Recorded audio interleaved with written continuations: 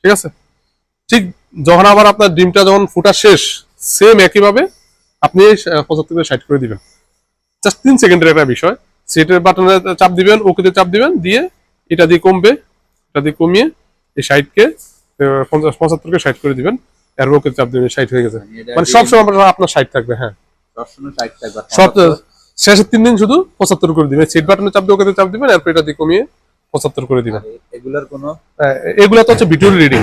আপনার এখন বর্তমানে যেমন এটা 20 ডিগ্রি 20.8 ডিগ্রি সেলসিয়াস তাপমাত্রা ভিতরে আছে, এর ভিতরে রিডিং, আর 78% আর্দ্রতা আছে। এটা আটকে যখন আপনি মেশিনটা চালু করে দিবেন তখন এটা আস্তে আস্তে কমতে থাকবে। তবে এটা খেয়াল রাখবেন, এখানে যা থাকবে, মানে এখানে আপনি যা সেট করবেন, এখানে তার থেকে কমপক্ষে 5 কম নামলে তখন ওই পকারটা চালু হবে, মিস্ট্রিকারটা চালু হবে, এই যেটা।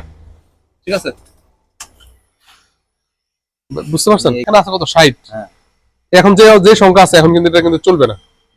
এখানে কমপক্ষে 78, মানে আপনার যা দরকার তার থেকে এখানে বেশি আছে, এখানে চলবে না।